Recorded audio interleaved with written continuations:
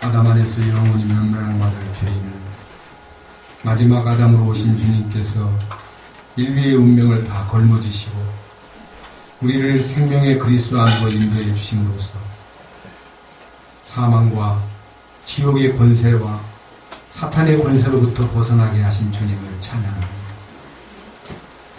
이제 사탄은 아직까지도 세상에 속한 권력을 쥐고 자기가 세상 왕으로 군림함으로써 우리가 이 땅에 사는 동안 죄와 결별하고 상관없이 주님의 의의를 생산하고 주님의 그 놀라운 생명을 따라서 우리에게 하늘에 속한 DNA를 주심으로써 이제 죄와 사탄의 어두움과 모든 세상의 유혹을 뿌리치고 우리 주님 주시는 생명과 사랑과 겸손과 온유와 오래 참음으로 살아가도록 이끄심을 찬양합니다. 오늘 이 시간도 우리 주님께서 우리에게 말씀을 통해서 하늘에 속한 비밀을 열어주시고 우리의 심령이 말씀에 적셔지고 그 풍성한 말씀을 영 안에서 먹을 수 있도록 말씀을 우리에게 제시하여 주시옵소서. 우리 주님 한 분만 영광 받으시고 우리 주님 한 분만 우리 마음속에 새겨지고 우리가 이 땅에 사는 동안 주님 한 분만을 바라보고 살아가는 우리가 다 되도록 이끄시옵소서. 우리 주 예수 그리스도의 이름으로 기도드렸습니다.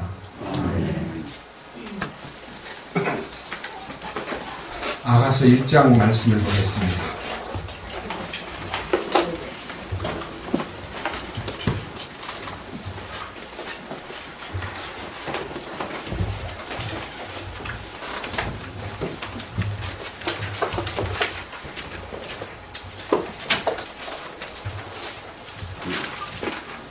아가서 1장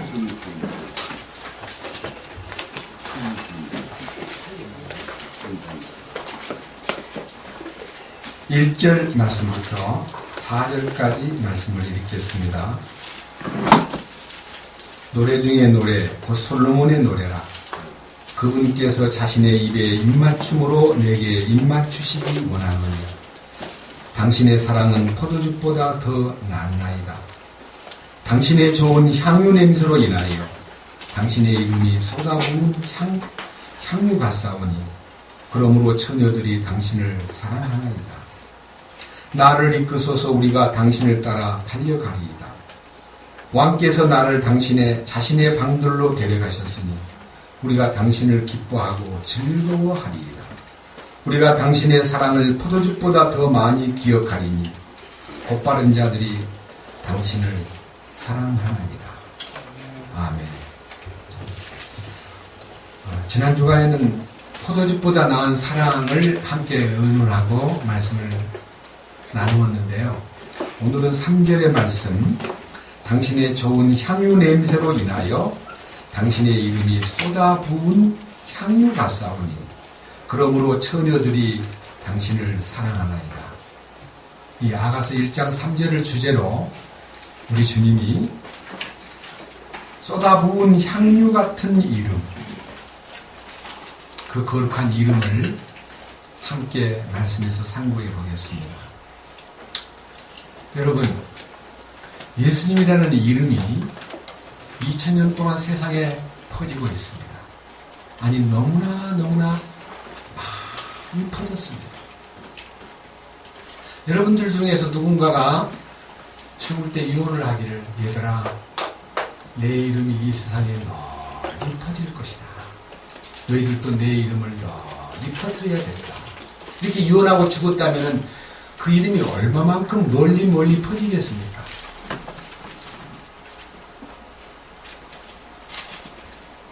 여러분, 예수님의 이름이 널리 퍼지는데 그 퍼짐이 단순하게 이름만 퍼지는 게 아니라 향유 냄새를 안고 퍼진다는 것입니다.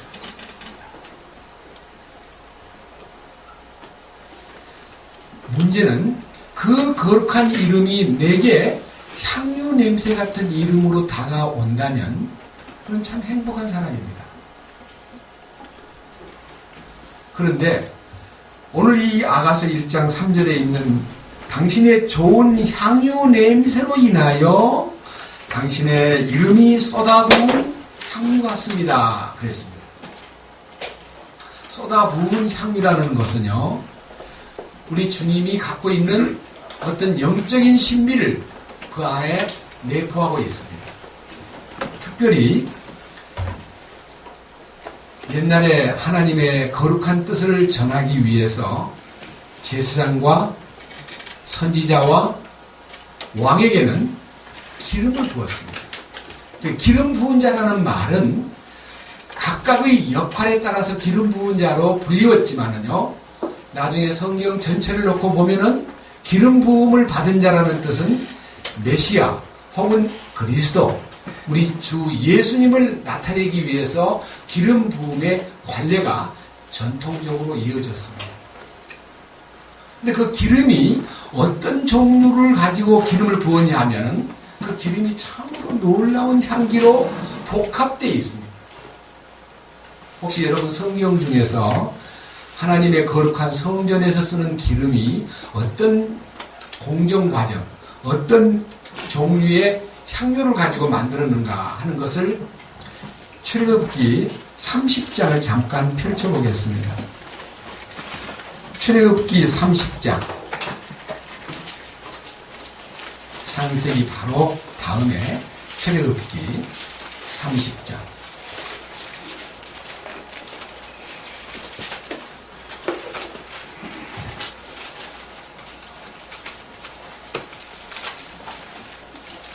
(22절입니다) 출애굽기 30장 22절.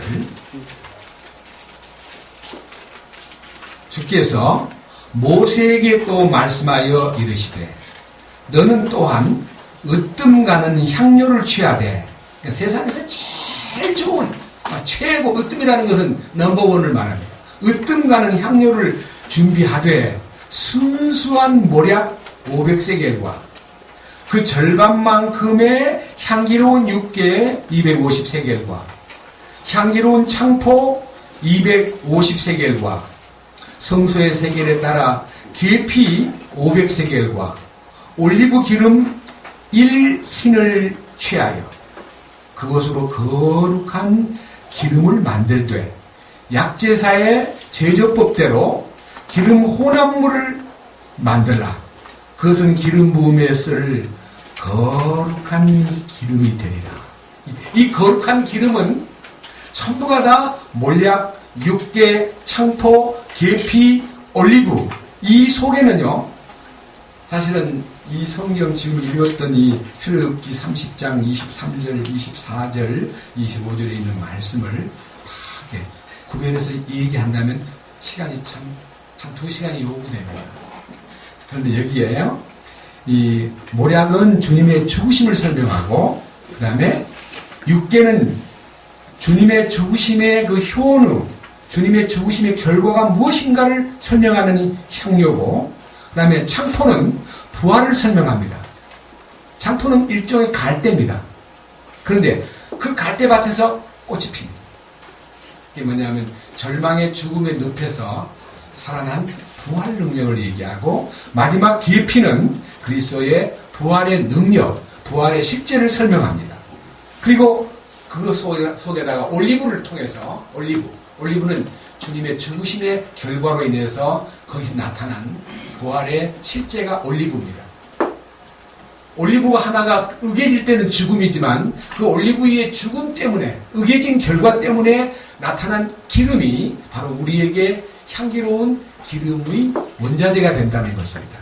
여기 속에는 전부가 주님의 죽으심과 부활이 담긴 모든 것을 함축하여 거룩한 기름이라고 불리우고, 옛날에는 구약 성경에 일본식, 이제 중국식으로는 관유라고 불리고 있습니다. 그 주님이, 여러분 시편 133편에 보배로운 기름이 머리 곧 아론의 머리에 부어져서 수염을 타고 그 옷깃까지 내림 같고 헐몬산에 이슬이 시온의 산들에 내림 같도다. 거기서 여호와께서 복을 명하셨나니 곧 영생이로다. 영원한 생명의 향기가 주님의 머리에서 나타나가지고 그 몸을 다 적시듯이 우리가 그 몸에만 붙으면, 그 머리이신 그리스도에게 붙어서 그 지체가 되면 우리도 같이 기름 부음이 되기 때문에 성경 여러 군데에서 너희들이 하나님의 성전인 것과 하나님의 성령이 너희 안에 계신 줄을 알지 못하느냐? 너희는 하나님의 성전이다. 그래서 우리가 아무것도 아닌 이 존재가 하나님의 기름 부으심에 의해서 그분이 거처를 정할 성전이 되었다는 것을 생각할 때에 오늘 우리가 당신의 이름은 너무나 향기롭습니다. 당신의 이름이 너무너무 쏟아부은 향기와도 같군요. 라고 말할 수 있는 사람은 누구냐? 그분의 향기를 맡은 사람입니다. 그 이름의 향기를 맡은 사람. 그 이름 속에 신비가 들어있는데 우선 그 이름에 대한 소위 말하는 그 이름에 담긴 비밀이 너무 크기 때문에 그 비밀을 세상 사람에게 퀴즈 문제같이 3000년 전에 퀴즈를 냈는데 이런 퀴즈가 있습니다. 잠언 30장. 잠언 30장. 바로 우리가 읽었던 아가서 바로 앞에 전도서가 있고 그 다음에 잠언이 있습니다. 여러분들은 성경 이 본문에다가 연필을 다 끼워놓고 잠언 30장. 그리고 성경 찾기가 힘들면 애써서 찾으려다가 실패하지 말고 잘 들으면 됩니다. 잠언 30장 4절.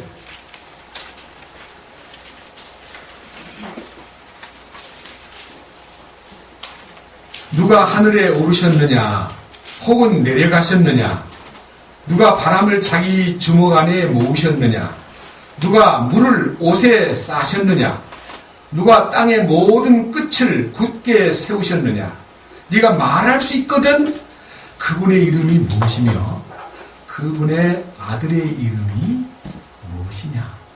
그러니까 이 우주 만물을 다 창조하시고 모든 위대한 질서와 이 우주의 모든 운행을 담당하신 그분이 누군 줄 아느냐? 그 이름을 네가 아느냐?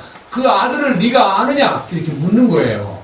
그 아들의 이름이 무엇인지 아느냐?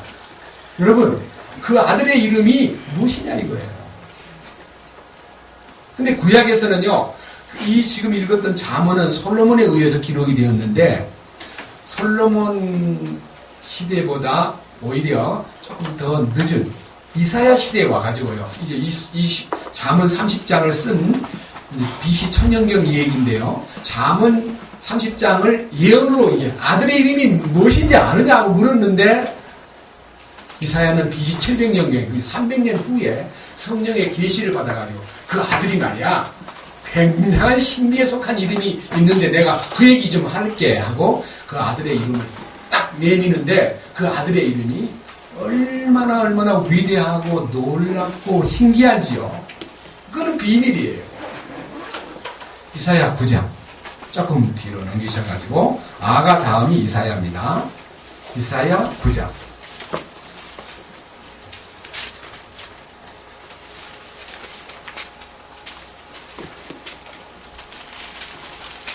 이사야 9장. 우리 조장님 참 잘 찾으시네. 이제 9장 6절. 아주 조장님 성적이 좋습니다. 네, 9장 6절. 자세히 한번 들어보세요. 예언인데 이 말씀이 아직 아들이 태어나지도 않은 아들을 놓고 예언을 하는데 BC 700년경에 예수님도 오시지 않은 시대에 이 이사야는 성령의 감동을 받아가지고 글을 쓰는데요.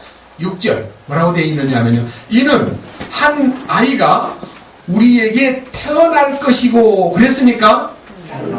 이상해요. 태어났대요.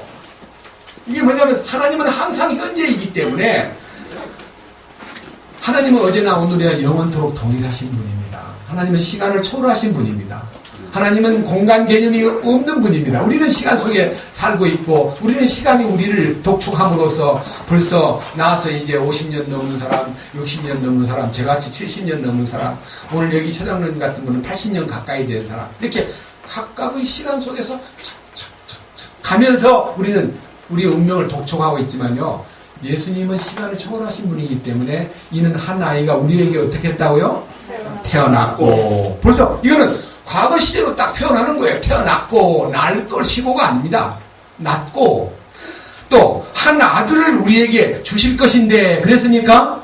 주셨는데 그의 어깨에는 정권이 놓이고 예수님의 어깨라는 것은요 이 모든 세상을 걸머쥐고 있는 분이에요.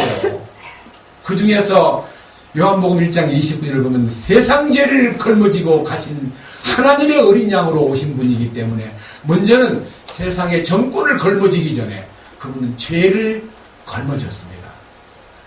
그분은 그 어깨에는 정권이 놓이고 그의 이름은 첫째 놀라우신 이 놀랍다는 말은 영어로 원더풀이라는 원더풀 하는 말은 너무너무 놀라울 때 놀랍다 예수님의 이름이 놀랍대요.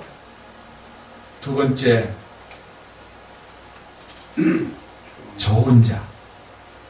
좋은 자라는 말은요 사실은 조금 단어가 좀 애매하게 쓰여진 것 같아요. 사실은 카운슬러 상담자 뭐든지 물어라 뭐든지 어려움 있으면 나한테 와서 물어봐라 내가 다 도와줄게. 상담자 다시 말하면 카운슬러 뭐든지 애로사항이 있으면 내한테 와라 내가 다 풀어줄게. 인생의 숙제를 갖고 와라 다 해답을 줄게.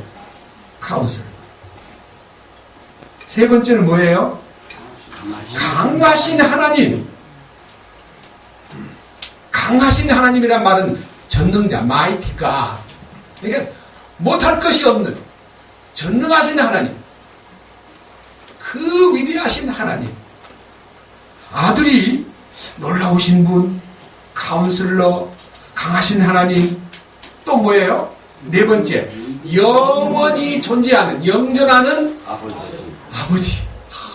영원한 아버지. 아들 보고 또 아버지 그러니까 헷갈리죠. 아버지 따로 있고 아들 따로 있어야지. 아버지는 뭐고 아들이 뭐고.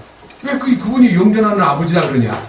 그래서 빌립이 예수님 나 아버지 좀 보여주세요. 그러니까 나를 본 자는 아버지를 보았거늘 어찌하여 아버지를 보이라 하느냐.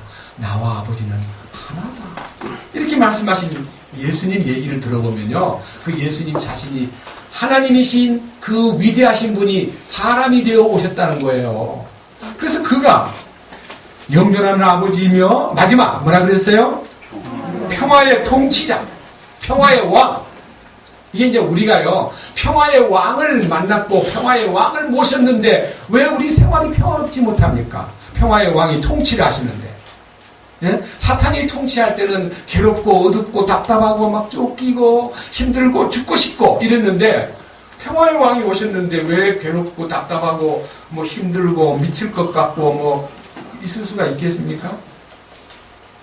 그래서요 한 아들이 올 것을 예언했는데 그 이름이 무엇인지 아느냐? 아주 간결한 이름을 갖고 이 땅에 오셨습니다. 마태복음 1장 보겠습니다. 신약성경 첫 번째 마태복음 1장입니다.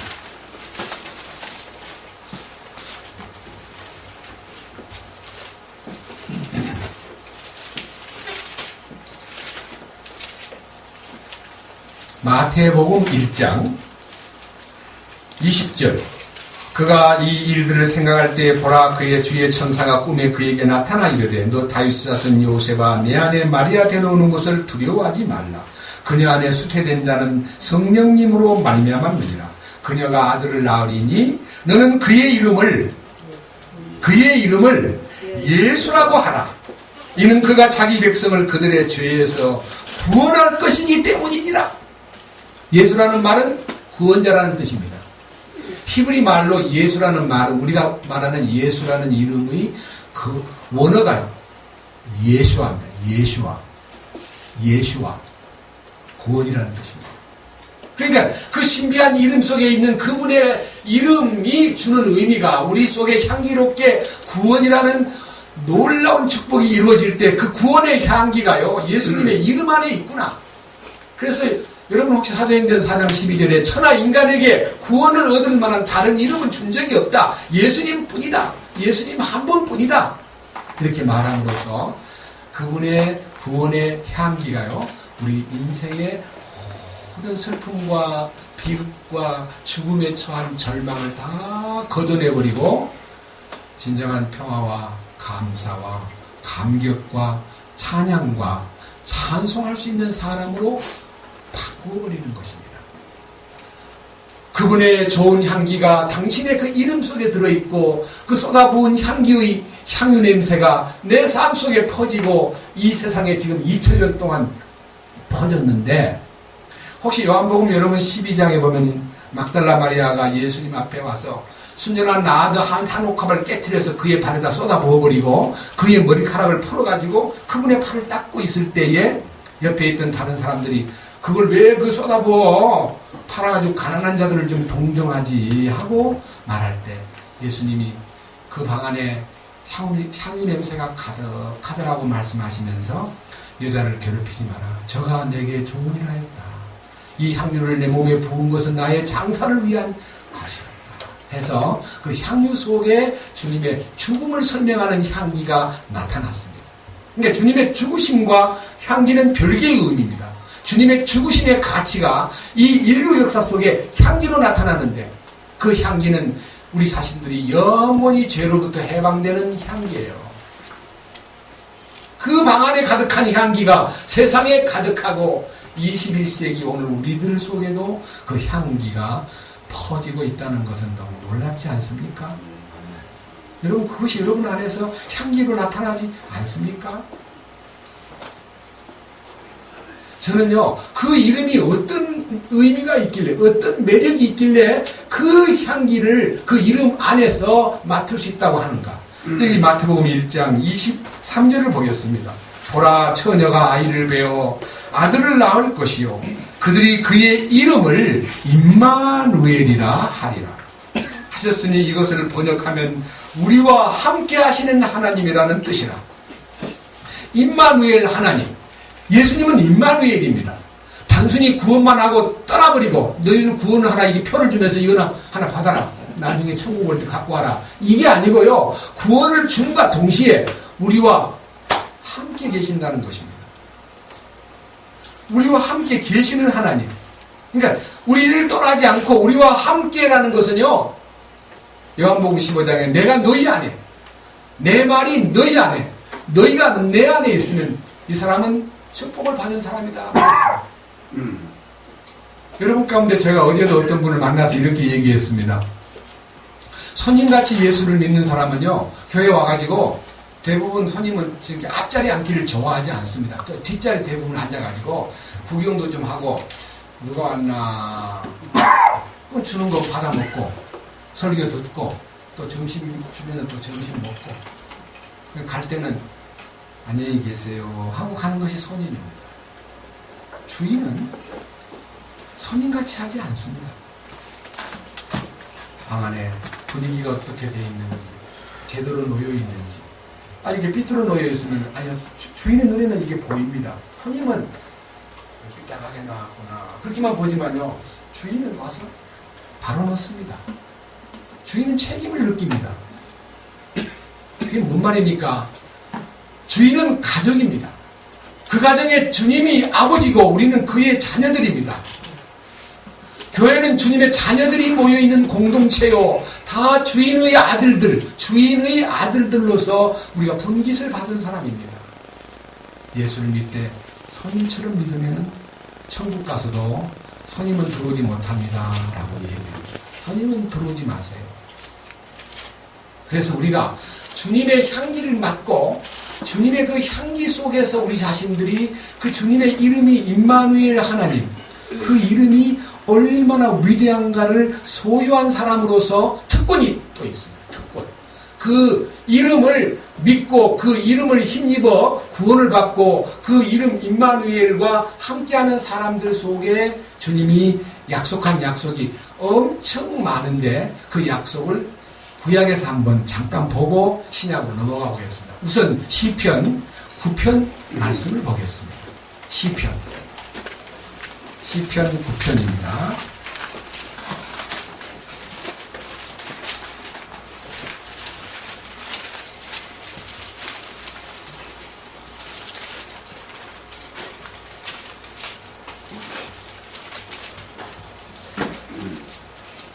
10절입니다. 자, 시편 9편 10절. 주의 이름을 아는 자들이 주를 신뢰하리니 주여 주께서 주를 찾는 자들을 버리지 아니하셨나이다. 주의 이름을 안다는 것은요, 단순하게 예수 이름을 안다 그런 거 아닙니다. 주의 이름의 향기로움을, 주의 이름 안에 들어있는 구원을, 주의 이름 안에 들어있는 놀라운 임마누엘을, 주의 이름 안에 들어있는 놀라운 그 상담받고 은혜받고 평화를 소유하고 영존하는 아버지를 알고 전능하신 강하신 하나님을 알고, 이게 그 이름 안에 들어있는 신비를 알면은요, 자연히 그분을 의지할 수밖에 없는 믿음이 생기는 거예요. 그가 위대한 줄 알면 저절로 믿어지잖아요. 믿어보니까 위대한 분이다라고 아는 것은 참 부끄러운 얘기입니다. 위대한 분이기 때문에 믿어진 거지, 내가 막 믿어가지고 가까이 가보니까 위대한 분인 것 같더라가 아니래요. 그 이름을 안즉 하는 말은 그 이름을 체험하니까 그분을 신뢰하고, 또 그분을 찾는 사람은 주께서 결코 버리지 아니하신다. 절대로 외면하거나 못 본 채 하지 않으신다. 이게 얼마나 놀라운 분입니까? 여기 9장 2절. 오, 지극히 높으신 이여. 저절로 위대하신 주여, 높으신 주여, 내가 주를 기뻐하고 즐거워하며 노래로 주님의 이름을 찬양하리이다. 이제 찬송이 막 그 이름을 찬양하는 것이 마음에서 울러, 그 이름을 부르는 때 행복을 느끼고 그 이름을 찬양하고 그 이름에 대해서 너무나 마음이 막 그 이름만 생각하면 흥분이 되고요, 가슴이 뜨거워지고, 그 이름 속에 이렇게 멋있는 이름을 세상에 어떻게 이렇게 이름이 위대한 이름이 있을까라고 하는 생각이 우리 마음을 막 흥분시키는 거예요. 이제 8장 1절 보세요. 오 주 우리 주여, 주의 이름이 온 땅에 어찌 그리 뛰어나신지요. 이 세상에서 그 무엇보다도 가장 뛰어난 이름, 오 주여, 그 이름, 주께서 주의 영광을 하늘들 위에 두셨나이다. 이게 하늘에 두신 영광이 보이는 거예요. 우리가 하나님의 영광을 소유하면 하늘들의 영광이 보이는 거예요. 그래서 우리 그 영광을 찬양할 때 숲속에서 새소리를 들어도, 흐르는 물소리를 들어도, 바다에 출렁거리는 파도 소리를 들어도요, 천둥 번개 소리를 들어도요, 무서운 게 아니라 주님의 음성이 들려오고 주님의 위대함이 보이고 주님의 능력이 보이고 주님이 주시는 놀라운 너무너무 위대하신 분입니다 라고 하는 찬양의 속에서 솟구치는 것입니다. 제가 여러 번 얘기했죠. 우리는 새 소리를 들을 때 왜 운다고 말합니까? 내 마음이 항상 슬프니까. 새야 우지 마라, 이렇게 새 보고 울지 마라 그러는데, 예수 잘 믿는 나라 사람들은 새를 운다 그러지 않아요. 노래 부른다 그래요. 노래 부른다. 왜 노래 부르는 것처럼 들립니까? 자기 마음이, 노래하는 마음이 있기 때문에, 위대한 이름을 알고 있기 때문에. 저 새들도 노래 부르네. 그 다음에 바람이 불 때 나무잎이 초롱초롱 하고 나무잎이 흔들리면 우리는요, 쓸쓸하게 또 나무잎이 떨어지는구나. 그게 아니고요, 이사야 44장 보면 나무가 박수를 치며, 나무가 박수 친대, 바람 소리와 함께. 그게 뭐냐? 자연을 보아도 그 마음속에 그 위대한 주의 이름이 온 땅에 어찌 그리 뛰어나신지요 라고 하는 그것이 내 마음속에 살아있을 때, 내 마음은 이렇게 놀라운 분에 대해서 감사하고 감격하고, 또 그에 대해서 주의 이름이 너무 사랑스럽게 느껴지는 것입니다. 여기 바로 옆에 보세요. 시편 5편. 시편 5편 넘기지 마시고 10절. 오 하나님이여, 주께서 그들을 멸하사 자기 꾀에 넘어지게 하시고 그들의 많은 범죄로 인하여 그들을 내쫓으소서. 그들이 주를 거역하였나이다. 그러나 주를 신뢰하는 자들은 다 기뻐하며 주께서 그들을 보호하심으로 인하여 항상 기뻐 외치게 하소서. 또 주의 이름을 사랑하는 자들도 주를 기뻐하게 하소서. 여기 주의 이름을 사랑한다 그랬어요. 그 이름만 나오면 막 사랑스러운 거예요.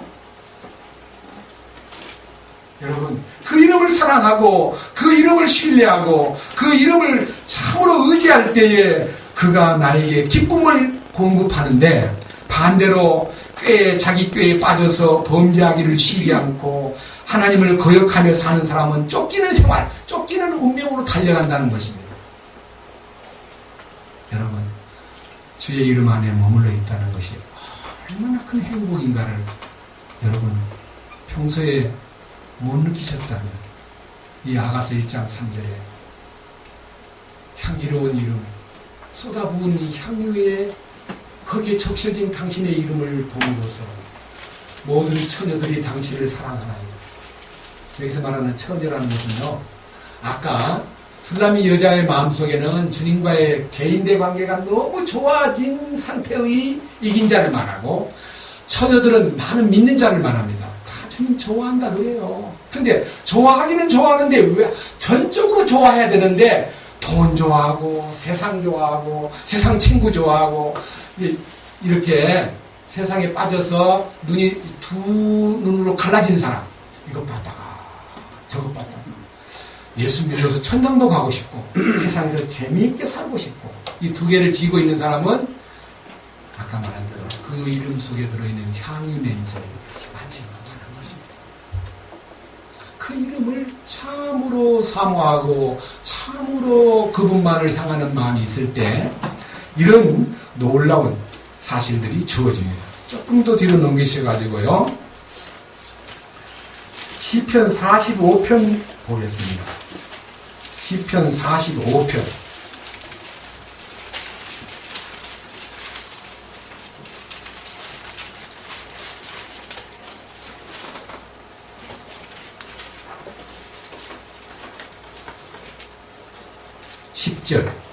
시편 45편 10절입니다. 오 딸이여 듣고 깊이 생각하며 귀를 기울일지어다. 또한 네 백성과 네 아비 집을 잊을지어다. 예, 여러분 예수 믿기 전에 내가 좋아했던 인간 전통, 가족, 친구, 동창, 선배 이렇게 살던 이 아브라함이 옛날에 갈대아 우르에서 떠나가지고 하란에 머물러 있을 때 하나님이 아브라함아 내가 정하실 땅으로 네가 가려고 하거들랑 내 고향과 친척과 아비 집을 버려라. 그렇습니다.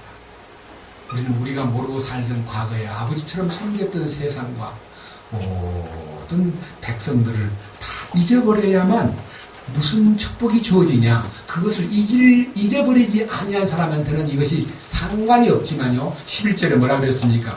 그리하면 내 백성과 내 아버지 집을 잊어버려라. 그리하면 왕이 내 아름다움을 심히 사모하리니 그분은 내 주시니라. 너는 그분께 경배할지어다.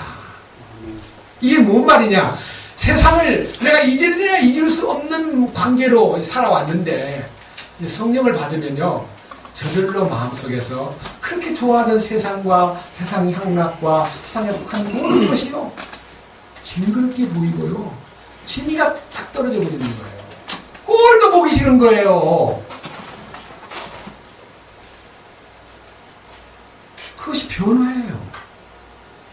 근데 이제 주일날 이렇게 교회 와서 말씀 드릴 때 아멘. 그렇게 해놓고는 꼴도 보기 싫다는 거 아멘 해놓고 바깥에 나가서 꼴도 보고 싫은 거 또 안고 살고 거기 따라가고.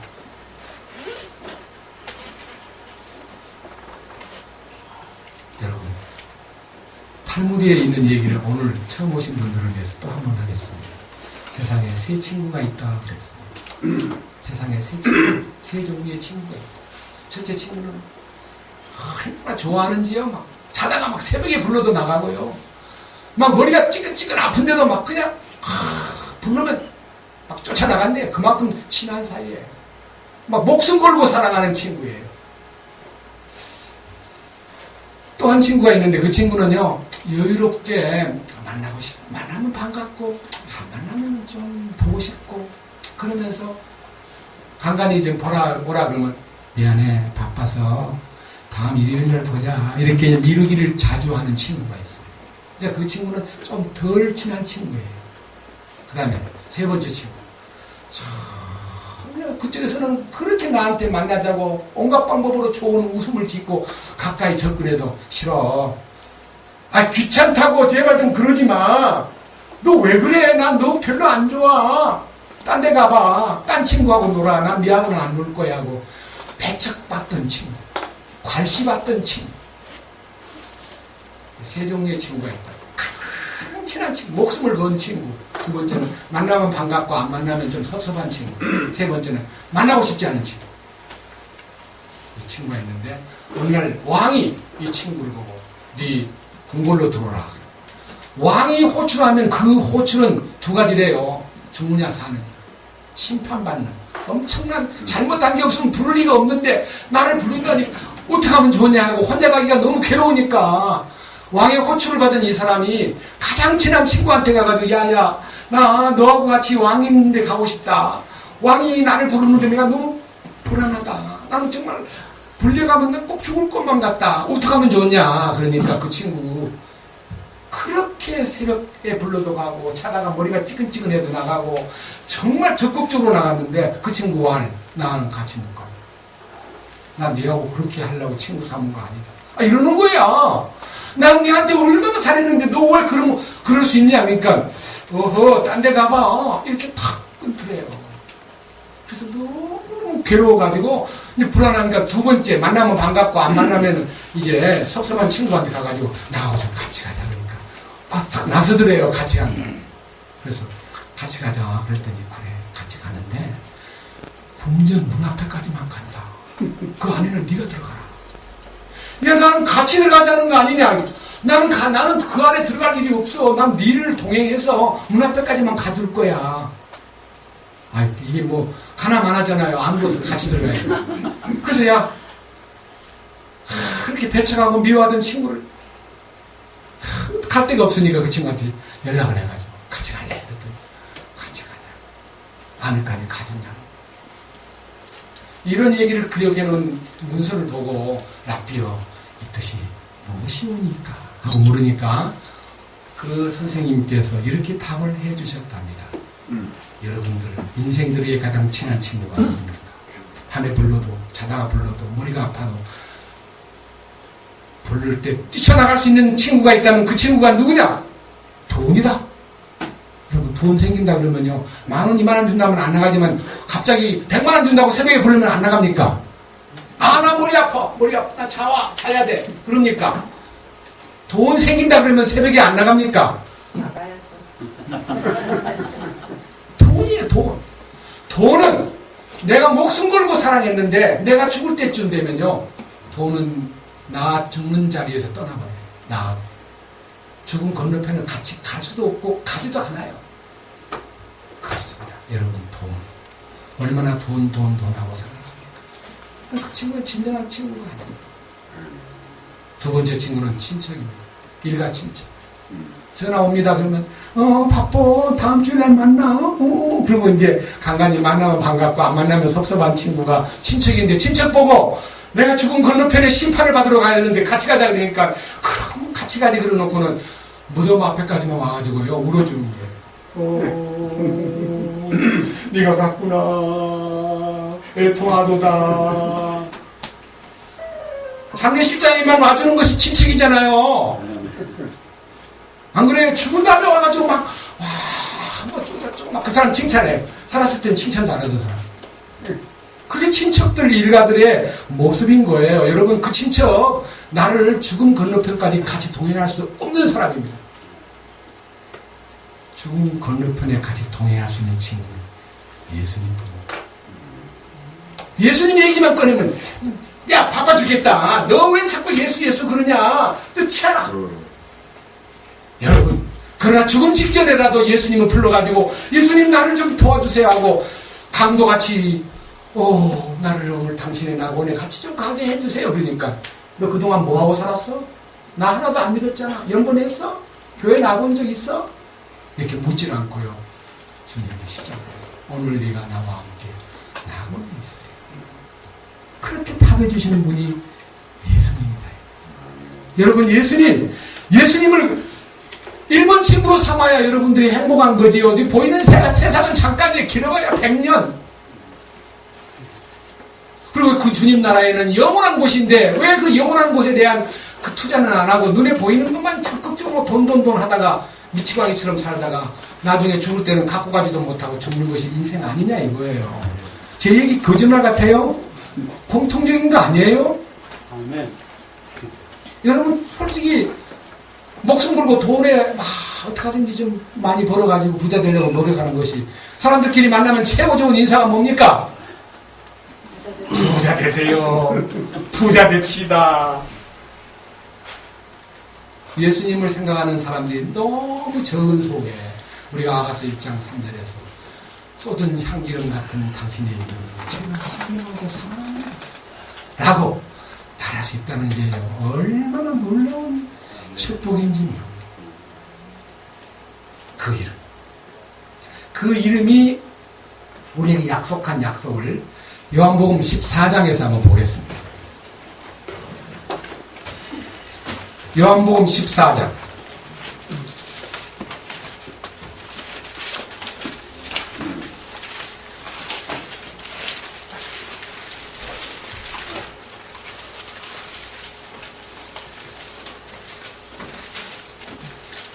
요한복음 14장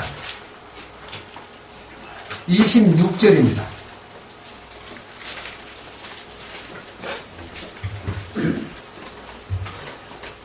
위로자 곧 아버지께서 내 이름으로 보내실 성령님 그분께서 너희에게 모든 것을 가르치시고 내가 너희에게 무엇을 말하였든지 너희가 그 모든 것을 기억하게 하시리라. 자, 여기에 모든 것이라는 말이 두 가지가 있는데요. 모든 것을 가르친다는 말씀하고 모든 것을 기억나게 한다는 말이 있는데요. 모든 성경 말씀은 예수님이 주신 말씀입니다.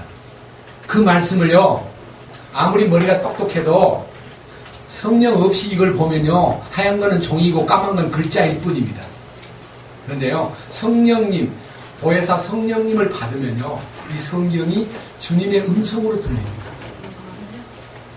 주님의 말씀이 문자로 보이는 게 아니라 주님의 음성으로 다가오고 그리고 모든 것을 가르쳐줍니다. 인생의 모든 것을 가르쳐줍니다. 예수님의 이름 안에서. 이건 약속이에요. 그뿐 아닙니다.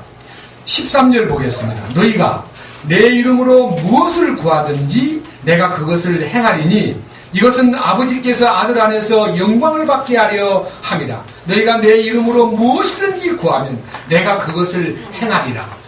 자, 성령을 받아가지고 내 이름으로 무엇이든지 구하면 줄게 그러면요, 그 순간부터 그는 기도가, 성경에서 성령에 대해서 모르는 사람은 단순하게 13절과 14절만 딱 읽고는, 예수님이 내 이름으로 뭐든지 구하면 준다 그랬다, 뭐든지 구하면 내가 그것을 실행한다 그랬으니 구하자 그래가지고요, 하나님 무엇인지 구하라 하지 않았습니까? 금덩어리를 주시옵소서. 제가 눈을 뜨는 순간 제 책상 위에 금덩어리 하나를 놓아 하나님의 살아계심을 저로 하여금 믿게 하여 주시옵소서. 그래가지고 막 기도하니까요, 금덩어리가 내려옵니까? 근데 서울의 어느 지역에 이름이 막 큰 믿음 가진 교회 단체에서 요새 기도를 하니까요, 갑자기 이빨에 씌웠던 것이 산프라로 씌워놨는데 금이빨로 바꿔지더래요. 아니 놀랍다. 자기 목걸이가 보통 목걸이였는데 그냥 시시한 목걸이였는데 기도를 딱 하고 나니까 목걸이가 금 목걸이가 돼서 나오더래요. 그건 막 요새 막 신문에 띄웁디다. 여러분, 하나님이 우리가 무엇이든지 구하라 그럴 때 청구서 띄우고 막 돈 달라, 금덩어리 달라, 복권 당첨시켜 달라, 우리 아들 과거가 아니고 고시 패스하게 해달라, 우리 아들 서울대학 가게 해달라 해서 그 다 이루어지면은 하나님이 그 이름으로 무엇이든지 구하면 된다고 한 기도냐 이거예요. 성령을 딱 받고 나면요, 기도가 딱 끝나버려요. 그런 구질구질한 요구를 하지 않고 육체의 소욕을 달라고 기도하는 게 아니라, 주여, 주의 뜻을 이루시옵소서. 뜻이 하늘에서 이루어진 것 같이 땅에서도 주의 뜻이 이루어지기를 원합니다. 내 뜻대로 하지 마옵시고 아버지 뜻대로 하옵소서. 아버지 왕국이 임하옵시며 아버지의 의만 넘치시옵소서. 기도가요 색깔이 딱 바뀌어버려요. 구질구질한 인간, 몸에 관련된 거, 세상 향락, 물질 그런 걸 구하는 게 아닙니다. 보혜사 성령을 받으면요 모든 것을 가르쳐주기 때문에 너희가 무엇을 먹을까, 무엇을 입을까, 무엇을 구하지 말라. 구하기 전에 너희 아버지께서 다 아시느니라. 그래서요 구질구질한 육신의 소원을 구하는 게 아니라 하나님의 뜻에 합당한 것을 구할 수 있는 마음이 생기는 겁니다. 그것이 성령님이 오셨을 때 이루어진 놀라운 사건입니다.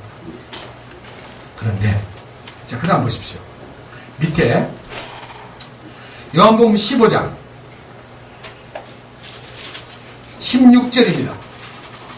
너희가 나를 택하지 아니하고 내가 너희를 택하여 세웠나니 이것은 너희가 가서 열매를 맺게 하고 또 너희 열매가 남아있게 하려 하며 또 너희가 내 이름으로 아버지께 무엇을 구하든지 그분께서 그것을 너희에게 주게 하려 함이라. 내가 이것들을 너희에게 명령하는 것은 너희가 서로 사랑하게 하려 함이니라. 그렇습니다. 주님의 이름으로 구하는 것이 무엇입니까? 그 사랑을 받고 나니까 그 사랑을 나누어주고 싶은 열망이 불타는 것을 일컬어 그분의 이름으로 구하는 것이라는 거예요. 그 사랑을 받고 나니 그 사랑을 부어주고 싶고 나누어주고 싶고 그 사랑을 함께 주님의 성령의 열매를 서로 내놓고 이거 주님 주신 거야 먹어봐. 아니, 나도 있어. 나는 사랑의 열매야. 아이고 나는 희락의 열매 갖고 왔어. 나는 온유의 열매를 갖고 왔어. 나는 겸손의 열매를 갖고 왔어. 나는 오래 참음의 열매를 갖고 왔어. 나는 충성된 열매를 갖고 왔어. 나는 절제의 열매를 갖고 왔어. 다 내놓고요. 그걸 이제 뷔페 먹듯이 나누는 거예요. 그것이 신앙생활이에요. 주님 주신 것을 내놓고 함께 나눠 먹는 것이 사랑이에요. 그것이 그 이름 안에 담겨있는 약속입니다. 그런데 이제 구체적으로 이 요한복음 14장 26절에 있는 내 이름으로 보내실 보혜사 곧 그가 모든 것을 가르치며 내가 너에게 말하는 모든 것을 기억나게 하리라. 그러니까 말씀이 막 성령을 받고요 변화되면요 말씀이 진짜 꿀맛 같아요. 경험한 사람은 압니다. 말씀 보라고 가르쳐서 보는 게 아닙니다. 저절로 막 말씀에 도취되고요 말씀에 빠지는 거예요. 많이 봐서 좋은 거 아니에요. 한 절만 봐도 온종일 내 그 한 절 속에 붙잡혀 있을 수 있습니다. 안 그래요?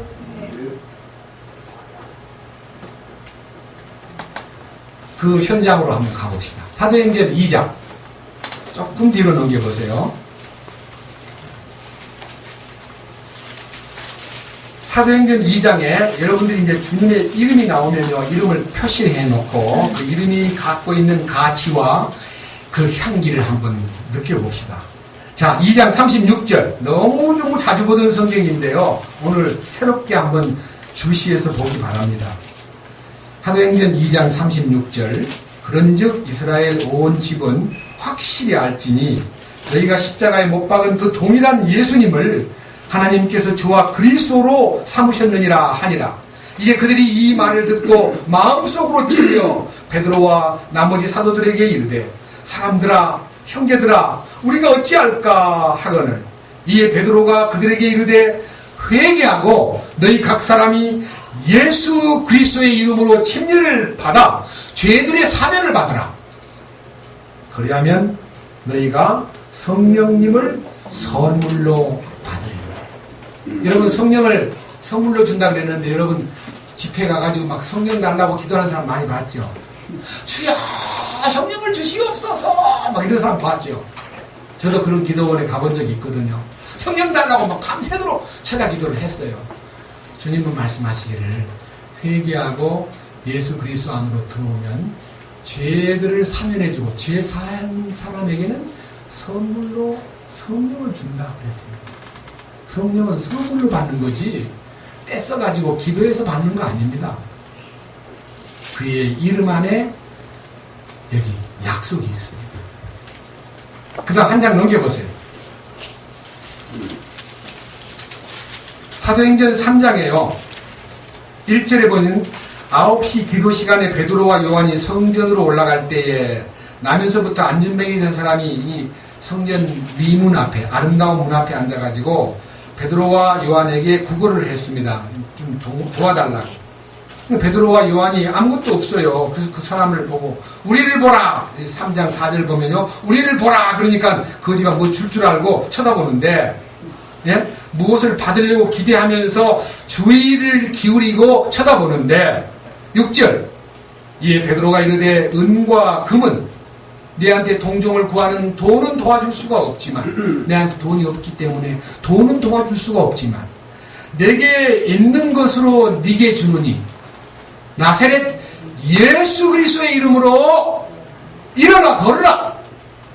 주님의 이름으로 그를 오른손을 잡아서 딱 일으키는 순간에요, 7절 보니까 그가 발목에 힘이 생기고, 그 다음 8절을 보면 껑충껑충 뛰면서 성전으로 들어가 걷기도 하고 뛰기도 하고 하나님을 찬양하였더라 그랬습니다. 안진뱅이가 일어나 버린 거예요. 이 안진뱅이는 돈을 얼마를 바라고 손을 내밀었는데 돈을 도와주지 않고요, 주님의 이름으로 그를 걷게 만들어 버렸습니다. 그 이름이 그 안진뱅이를 걷게 만든다는 것입니다. 여러분, 안진뱅이는 무슨 병자입니까? 안진뱅이요, 가만히 한 자리에 앉아가지고 동량만 구하면요, 저 사람 또 오는구나, 지난번에 준 사람이다, 저 사람은 모른 척하고 고개 돌리고 간 사람이지. 항상 앉아가지고요, 머리는 발달해가지고 눈치가 빨라요. 근데 말을 안 들으니까 주저앉아 있을 뿐이에요. 이게 머리는 살아있고 활동력, 발은 죽어있는 사람이 안진뱅이입니다. 오늘날 우리들 아까 기도 속에도 우리 이용수 선생님이 30년이 넘도록 안진뱅이 생활을 했어요. 저도 40년 가까이 예수 믿고 안진뱅이 생활했어요. 눈치는 하나 빠르죠. 안진뱅이 맨날 그 자리에 앉아있으니까요, 눈치만 남아있는 거예요. 눈치 교인. 그런데 주님이 그 이름으로 나를 딱 세우는 순간에 머릿속에 있는 것만 아니라 활동력이 생기면서 걷기도 하고 뛰기도 하고 주님을 찬양하는 일어난 건강한 주님의 자녀가 되었습니다. 이게 놀라운 이름의 효능 아닙니까? 그 이름의 효능이 생겨가지고 예루살렘에 막 그 소문이 퍼져가지고 막 사람들이 막 모여드는데, 이 일로 인해서 어떤 일이 벌어지느냐, 3장 한번 보겠습니다. 3장 14절. 3장 14절입니다. 그 한 사람 나왔다는 것 때문에 성전 앞에 모였던 사람이 막 모여들어가지고 뭐 너무너무 신기해가지고 막, 참 놀랍다, 참 신기하다, 대단한 역사다, 기적 중에 기적이다, 저런 일이 있었느냐 하고 막 다 몰려드니까요, 베드로가 그 앞에서 주님의 이름을 선포합니다. 한번 보세요. 14절. 너희가 거룩하신 분을, 곧 의로우신 분을 부인하고 살인자를 너희에게 달라고 구하며 생명의 통치자를 죽였도다. 그러나 그분을 하나님께서 죽은 자들로부터 살리셨으며 우리는 그 일의 증인이니라. 그분의 이름을 믿는 믿음을 통해 그분의 이름이 너희가 보고 아는 이 사람을 강건하게 하였으니 참으로 그분으로 말미암은 믿음이 너희 모든 사람 앞에서 그를 이같이 완전하게 낫게 하였느니라. 이 사람을 일으킨 능력은 부활하신 주님이 하신 거야. 우리가 한 거 아니야. 주님이 살아나셔가지고 그를 일으키신 거야. 그분의 이름을 우리가 힘입어 그를 낫게 한 거예요. 우리가 낫게 한 거 아니 훨씬다. 국민들이요, 너무너무 흥분하니까 그 사건 때문에 너무 놀라운 일들이 벌어지는데 어떤 일이 벌어지느냐. 4장 1절 보세요. 사도들이 백성에게 말하고 있을 때에 제사장들과 성전의 대장과 사두개인들이 그들에게 이르러서는 그들이 백성을 가르친 것과 또 예수님을 통해 죽은 자들로부터 부활을 선포한 것으로 인해 근심하여 그들에게 손을 대었으나 이제 날이 저물었으므로 그들을 다음 날까지 가두었더라. 그럼에도 불구하고 말씀을 들은 사람들 가운데 많은 이가 믿었고 남자의 수가 약 5천쯤 되더라. 아니, 안진뱅이 하나 일어나니까요, 그 말씀에 매혹된 사람들이 그 이름을 향기를 맡아가지고 모여든 사람이 베드로의 설교를 듣고 5,000명이 구원을 받은 거예요. 5,000명이 그물에 걸려든 거예요. 내가 너로 사람 낚는 어부가 되게 하리라는 말씀대로 그물에 걸려들어가지고 5,000명이 막 남자만 5,000명이 여자들까지 포함하면 얼마나 많겠어요. 남자만 5,000명이에요. 자, 그러니까요, 예수님 부활한 것을 입을 틀어막으려고 예수 죽인 일에 가담했던 대제사장 안나스와 그의 모든 사내들인 회원들과 많은 종교인들이 총회를 열었어요. 보세요. 총회 연거. 5절. 이튿날 그들의 치리자들과 장로들과 서기관들과 대제사장 안나스와 가야바와 요한과 알렉산더와 대제사장의 친족들이 다 예루살렘에 함께 모여 사도들을 한가운데 세우고 묻되 너희가 무슨 권능이나 어떤 이름으로 이 일을 행하였느냐?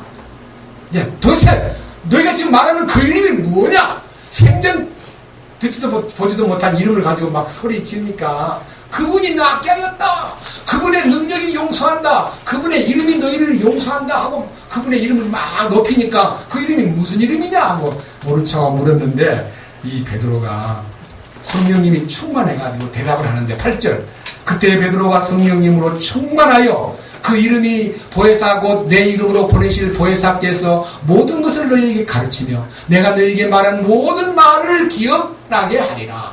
베드로 속에 막 성령님이 충만하니까요, 그 무식한 베드로가 막 말씀이 막 충만해가지고 그 대제사장 사내들인 70회원들과 종교인들 앞에서 강력한 메시지를 전하는데 한번 들어보세요.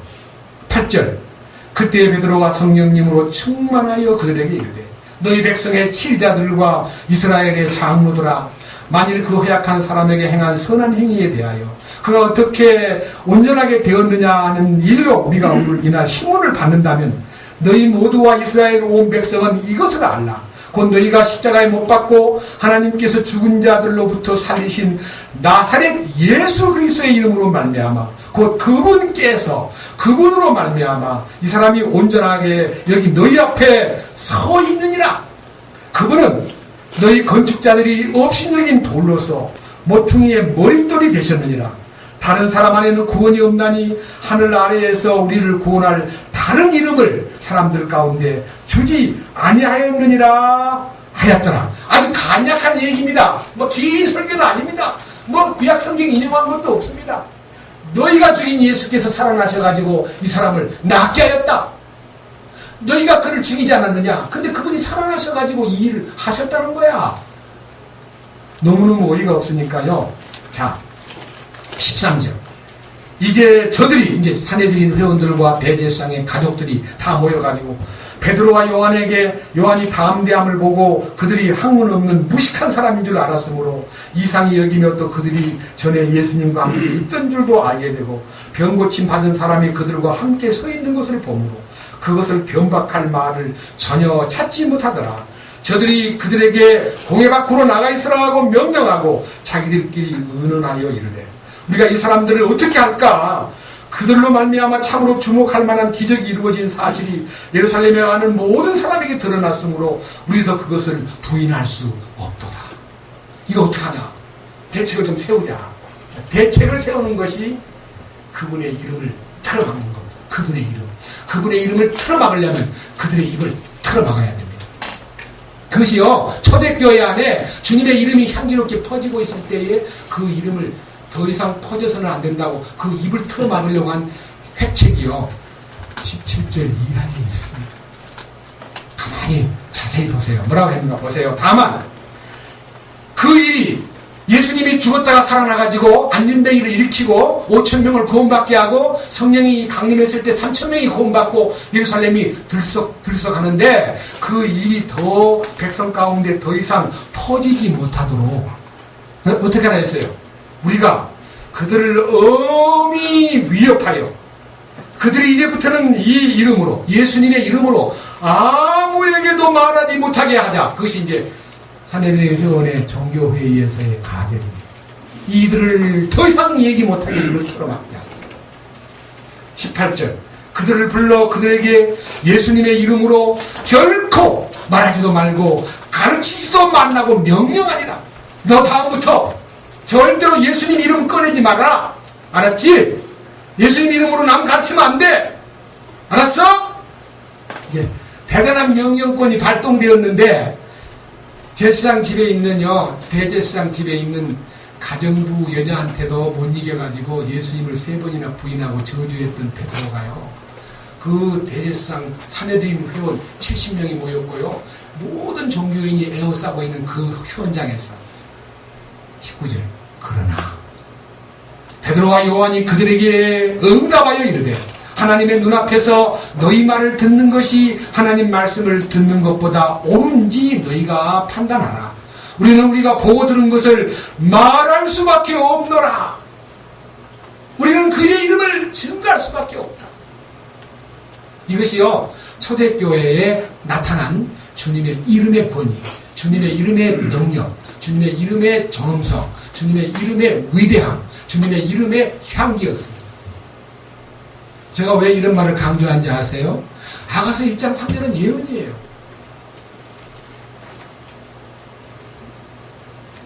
자, 그래가지고 이제 막 공갈하고 막 협박하면서 놔줬는데요. 23절. 사도들이 풀려남에 자기 동료들에게 가서 수지사장들과 장로들이 자기들에게 말한 것을 다 전하니 그들이 그것을 듣고 한 마음으로 하나님께 목소리를 높여 이르되 주여 주는 하늘과 땅과 바다와 그것들 안에 모든 것을 만드신 하나님이십니다. 창조주 하나님이시여. 예, 여러분 성령을 받으면요 먼저 눈에 띄는 것이 죄사함으로 인하여 뭐 나 좋다 기분 좋다 이것이 먼저가 아니고요 우주를 경영하시는 하나님, 하늘과 땅을 움직이시는 하나님, 만물을 통제하시는 하나님, 다스리시는 하나님, 나도 다스려 주시옵소서. 25절. 또 주의 종 다윗의 입을 통해 이르시기를 어찌하여 이 기도들이 경노하며 백성이 헛된 일을 꾀하는가. 시편 2편에 있는 주님의 메시아의 기름 부음과 그 왕되심을 선포했을 때에 많은 왕들이 나서고 많은 권력자들이 나서가지고 방해하려고 떠드는 것을 우리는 시편에서 잊지 않았다는 그러면서 하는 말이 26절. 땅의 왕들이 일어서며 시리자들이 함께 모여 주와 그분의 그리스도를 대적하는도다 하신 분이로소이다. 진실로 헤롯과 본디오 빌라도와 이방인들과 이스라엘 백성과 더불어 함께 모여 주께서 기름 부으신 주의 거룩한 아이 예수님을 대적하며 무엇이든지 주의 손과 주의 계획이 미리 작정하사 이루고자 하신 것을 다 행하려 하였나이다.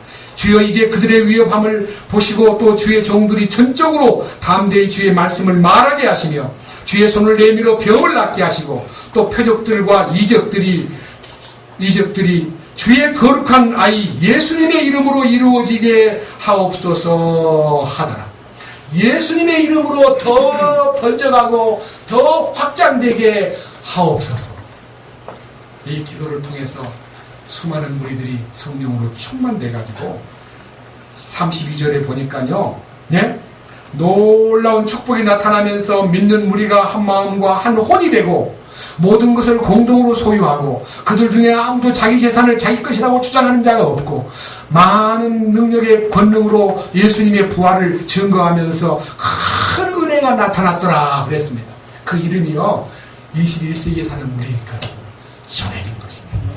주님을 찬양합니다. 아멘. 이 얼마나 놀라운 거예요. 중간 과정이 참 많은데요. 저 많은 얘기 안 하고 싶습니다. 그 이름. 그런데요, 한 가지 아셔야 됩니다. 그 이름을 그들만 전하도록, 그들 나라만 전하도록 하지 않고 성령이 너희에게 임하시면 너희가 권능을 받고 사마리아와 예루살렘과 유대와 사마리아와 어디까지? 땅끝까지. 여러분, 사마리아와 이방 땅 같이 취급한 예루살렘과 유대와 사마리아로 끝나지 않고 바울 시대에는 로마까지, 우리 시대에는 땅끝까지. 우리는 극동 지역입니다. 대한민국이 사는 동네를 극동이라 불러가지고 far east라고 합니다. far east. 무슨 말인지 아세요? 끝에 속한 동족이라는 뜻이에요. 그렇습니다. 땅끝까지 복음이 다 전해졌어요. 그런데 예언을 한번 들어봅시다. 사도행전 9장 15절. 회심한 바울에게 사명을 주는데요. 바울아 네가 이렇게 해라 하는 그 일을 맡기는데요. 무엇을 맡기냐 그러면 15절. 사도행전 9장 15절. 주께서 그에게 이르시되 바울에게 이르시되 네 길로 가라. 그는 이방인들과 왕들과 이스라엘 자손 앞에 내 이름을 전하기 위해 내가 택한 그릇이니라. 뭐 하기 위해서 택한 그릇이에요? 내 이름을 전하기 위하여 택한 그릇이다. 그 다음에 16절, 그가 내 이름으로 인하여 얼마나 큰 일들로 반드시 고난을 겪어야 하는지 내가 그에게 보이리라 하시. 그래서요, 바울은 부름받을 때 자기 미래를 다 본 거예요. 주님이 다 보여주었어요. 네가 내 이름 때문에 이런 일을 당하리라 하니까요, 무슨 일을 당해도요, 주님 다 보여주었으니까 감사합니다. 감사합니다. 한 번도 불평하지 않았어요. 여러분, 바울이 그 이름을 전하기 위해서 로마에 가서 감옥에 딱 들어갔을 때요, 빌립보 교회에다가 편지를 보낼 때 그 이름을 높이 찬양했어요. 이걸로 결론을 내게 됐습니다. 빌립보서 2장.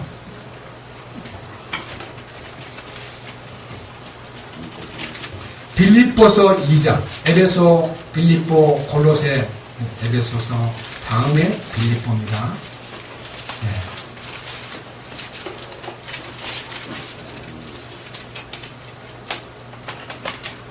로마서 다음에 고린전서, 그 다음에 갈라디아서, 에베소서, 빌립보서.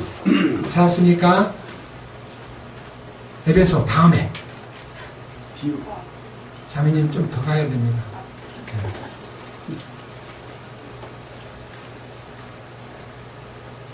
네. 2장 6절.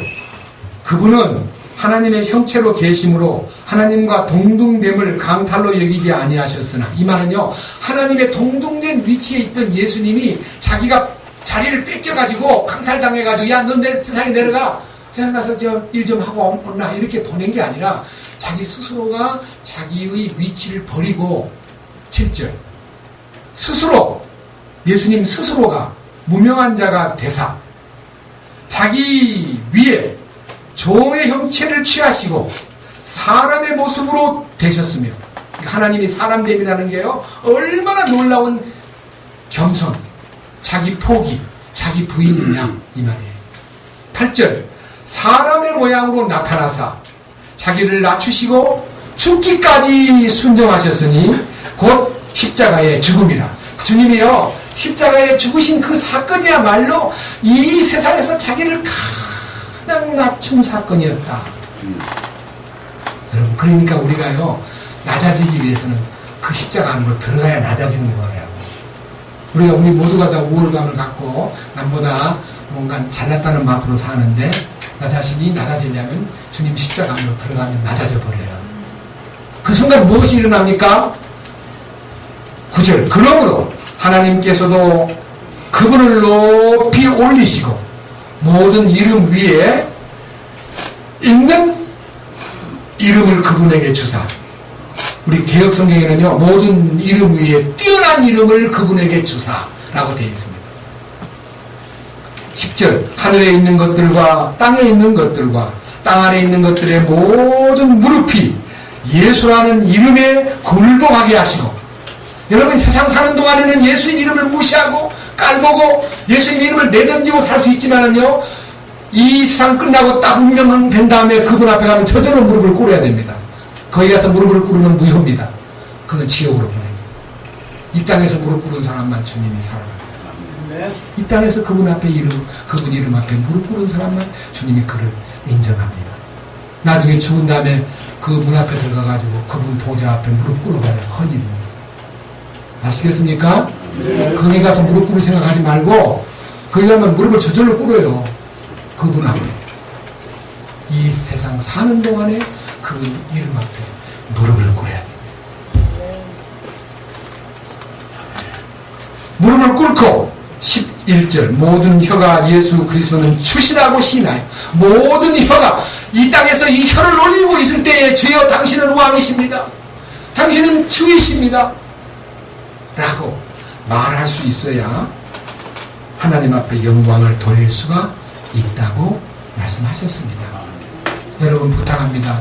그 위대한 이름을 생각하고 그 위대한 이름 앞에 매혹되고 그 위대한 이름을 참으로 흠모하고 사는 여러분 모두가 되기를 주님의 이름으로 간청합니다. 아멘. 주님 감사합니다. 오늘 그 거룩한 이름, 향기로운 이름, 그 위대한 빼어난 이름을 우리가 함께 선포했습니다. 그 이름 안에서 우리가 자유롭고 그 이름 안에서 우리가 행복하고 그 이름으로 말미암아 구원을 받고 그 이름으로 말미암아 세상 사람들에게 주님의 향기를 나타내고 그 이름을 앙망하면서 우리의 남은 생애를 살도록 이끄시옵소서. 우리 주 예수 그리스도의 이름으로 기도드렸습니다. 아멘.